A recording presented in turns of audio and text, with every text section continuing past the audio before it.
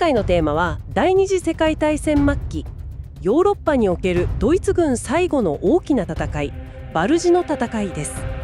雪深い森での壮絶な戦いの裏側で一体何が起きていたのか、なぜベルギーの小さな町バストーニュが戦況の鍵を握ったのか、机上の作戦計画と現場の現実とのギャップ、歴史を動かしたいくつものもしもの瞬間に迫ります。もし今回の動画を楽しんでいただけましたら、高評価とハイプをお願いします。また最新の動画をお見逃しないようにチャンネル登録もお願いします。それではまずこの戦いに至るまでの状況から見ていきましょうか。はい。連合軍はノルマンディー上陸作戦を成功させてパリを解放しました。そして1944年の秋、ドイツ軍を国境近くまで追い詰めて重要な補給港アントワープも抑えた。ですからもう誰もがドイツの敗北は時間の問題だろうと考えていたんです。まさに勝利のムードに包まれていたと。ところがこの八方塞がりともいれる状況でヒトラーがとんでもない博打に出るわけですね。そうなんです。地図の上のアルデンヌっていう森を指さしてアントワープを奪還するための大規模な反撃作戦を命令した。どう考えても無謀に見えますけど、なぜヒトラーはこんな巨大な賭けに出たんでしょうか。まさにそこがこの作戦の面白さであり、恐ろしさでもありますよね。はい。一見すると絶望的な状況での無謀なギャンブルに見えるんですけど、ヒトラーの頭の中には非常に冷徹なロジックがありました。作戦の核心は奇襲と天候、この2つです。奇襲と天候。まず奇襲ですね。連合軍がここはもう静かなもんだと完全に油断していたアルデンヌの森を精鋭の機甲部隊で一気に突破する。はいはい。そして連合軍の生命線である補給港アントワープを奪って前線のイギリス軍とアメリカ軍を分断、そして包囲する。なるほど。これは成功すれば単なる戦術的な勝利じゃなくて、西部戦線全体の連合軍主力を叩き潰せる可能性を秘めた極めて野心的な計画でした。はあ。ヒトラーはこれをもう一つのダンケルクと呼んで、1940年のフランス侵攻の再現を夢見ていたわけです。なるほど。単に前線を押し戻すだけじゃなくて、連合軍を政治的に分裂させるほどの心理的な打撃を狙っていたわけですね。でもその奇襲を成功させるには連合軍の最大の強みである空軍をどうにかしないといけない。そこで天候が絶対条件になったと。その通りです。晴れていたらドイツ軍の戦車部隊なんて上空から格好の的になってしまいますからね。ですよね。だからこそ作戦は連合軍の航空機が飛べない悪天候が続く時期をもうピンポイントで狙って計画されたんです。公式記録を見ると作戦開始日が悪天候の予報を待って何度も延期されているのが分かります。緻密というか執念深いというか、ただその張り子の虎っていう表現がすごく気になりますね。そんな壮大な作戦を遂行するだけの兵力が本当に当時のドイツに残っていたんでしょうか。そこがこの作戦のアンバランスなところなんです。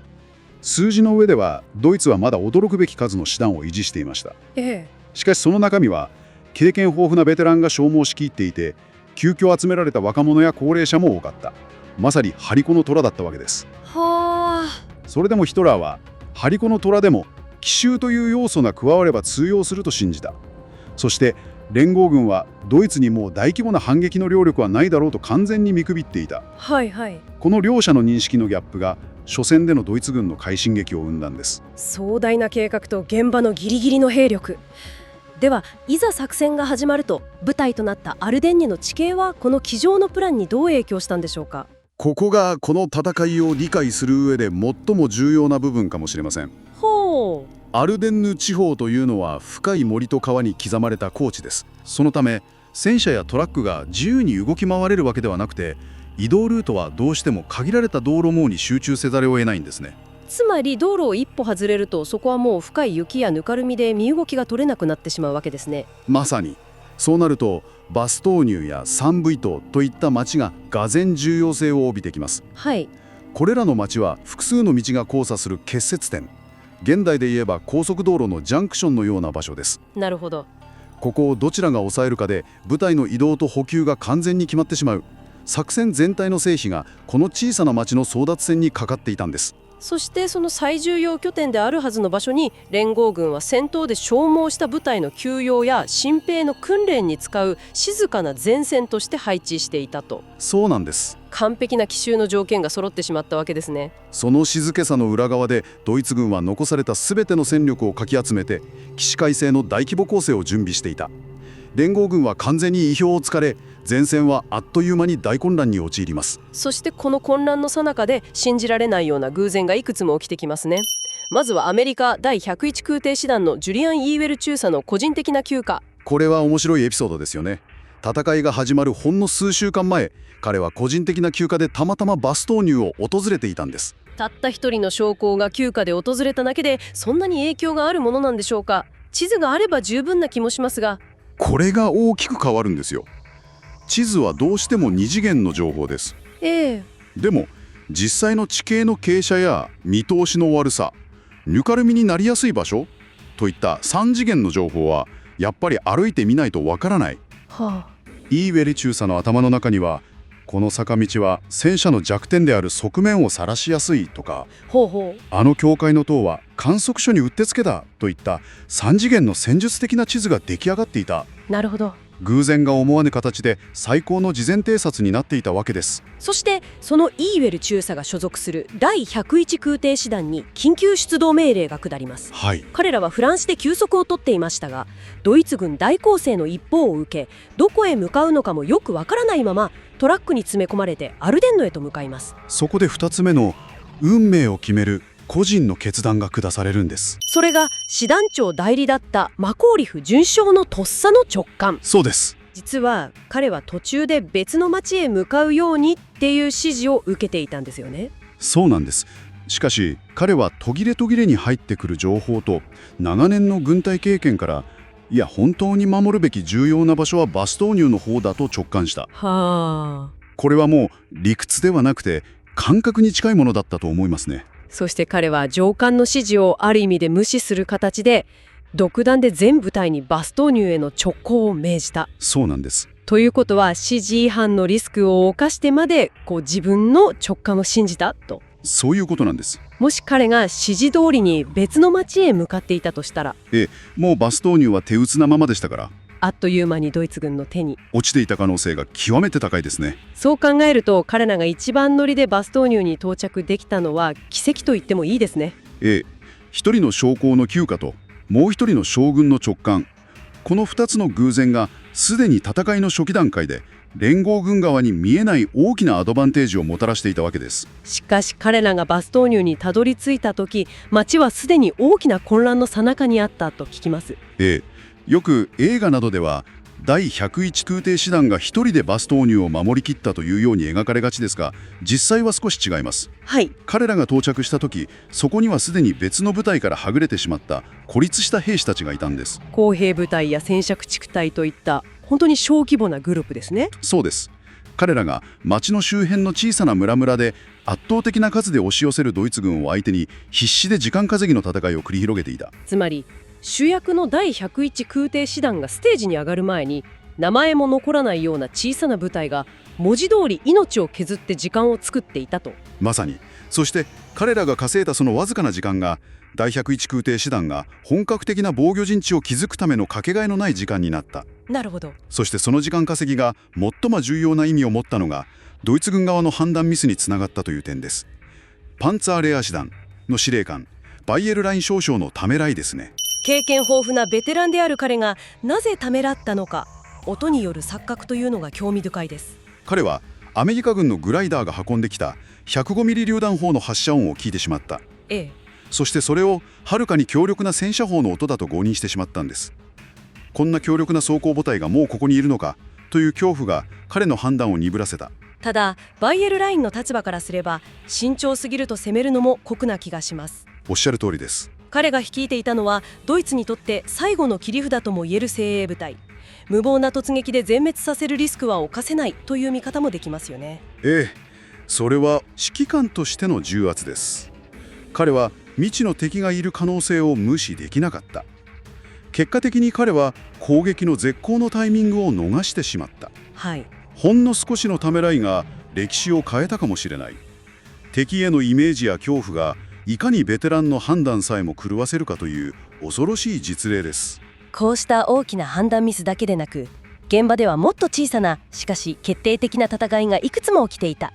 特に悲劇的なのがバストーニネの北にあるノビルという村での前哨戦です。この戦いは忘れられません。アメリカ軍のほんのわずかな部隊がドイツ軍の精鋭装甲師団に対してなんと2日間も持ちこたえたんです。2日間も。はい。しかし指揮を追っていたラプラド中佐が戦死するなど非常に大きな損害を出しました。ただ彼らの犠牲は決して無駄ではなかった。彼らが稼いだ48時間という貴重な時間がなければバストーニュ本体が防御体制を整えることは不可能だった。はい。そしてノビルが落ち、12月21日頃ついにバストーニュは完全に包囲されてしまいます。弾薬、特に砲兵の弾薬が残りわずかになってしまう。そうなんです。一発撃つのにも上官の許可がいるほど切り詰められていた。だからこそドイツ軍司令部は降伏勧告を送ればまあ簡単に崩れるだろうと考えたわけです。その降伏勧告に対するマコーリフ少将の返事があまりにも有名な I just replied no。 私この話でいつも感心するのはそのユーモアのセンスなんですよ。ユーモアですか？はい。絶望的な状況の中で敵を侮辱するジョークで返す。その精神的な強さが兵たちにものすごく伝わったんでしょうね。この一言で町中の兵たちの士気は爆発的に盛り上がったと言います。ただ精神論だけでは戦えません。はい。弾薬が残りわずかになってしまう。もう時間の問題だった。まさに絶体絶命。しかしここで戦いの流れを劇的に変える最大の偶然が訪れます。そう、天気です。12月23日、それまでアルデンヌの空を厚く覆い、連合軍の空軍の視界を遮っていた雲が嘘のように切れ去って、青空が広がったんです。ついに連合軍の空軍が動けるようになった。待ち構えていたかのように C47 輸送機の大軍が現れ、弾薬、医療品、食料といった命をつなぐ物資を次々とパラシュートで投下しました。包囲された兵隊たちにとってはまさに天からの恵みだった。そして支援はそれだけではなかった。そうです。 P47 戦闘爆撃機がドイツ軍の上空に現れます。天気の回復をドイツ軍は全く予想していなかった。つまり何キロにもわたって戦車やトラックの列が何の隠れ場もなく道路上を無防備に行軍していたんです。そこへ戦闘爆撃機が襲いかかった。あるパイロットはその戦果をファレーズポケット以上の最高の狩り場だったともで言ったそうです。ノルマンディーでドイツ軍を包囲殲滅したあの大戦果を超えるほど一方的な攻撃だったと。天の恵みはアメリカ軍には奇跡であり、ドイツ軍には悪夢だったわけですね。それでもドイツ軍は諦めず、クリスマスの夜に最後の大攻勢を仕掛けてきます。しかしこれも偶然と優れた判断が重なり、アメリカ軍は奇跡的な防衛を見せます。わずか2両の戦車畜車がドイツ軍の戦車列を次々と撃破したというエピソードですね。ドイツ軍の戦車列が進路上の障害物を避けるために突然方向を変えた。その瞬間、今まで隠れていた戦車の側面が完全に無防備な状態でさらけ出された。うわ。そこを待ち伏せしていたアメリカ軍の2両の戦車畜車が見逃さなかった。この奇跡的な防衛がドイツ軍の最後の攻撃の息の根を止めるとどめの一撃となったわけです。そしてその翌日12月26日、南から進撃してきたパットン将軍の部隊が包囲網を破り、8日間に及んだ戦いが終わりを告げたと。こうして振り返ってみると、バストーニュの防衛は決してナッツという有名な一言だけで語られるべきではないということがよくわかります。そうですね。そしてこの戦いを振り返るたびにいつも考えてしまうんですよ。もしあの時イーウェル中佐が休暇で訪れていなかったら、もしマコーリフ准将が直感を信じなかったら、もしバイエルライン少将がためらわなかったら、そしてもしあの日晴れなかったら、そのどれか一つでも欠けていたら結果は全く違うものになっていたでしょうね。歴史にもしはありませんが、そう考えるとこの戦いの最大の魅力はその偶然の連鎖そのものにあるのかもしれません。まさに。もし今回の動画を楽しんでいただけましたら、高評価とハイプをお願いします。また最新の動画をお見逃しないようにチャンネル登録もお願いします。次回もさらに深い分析をお届けします。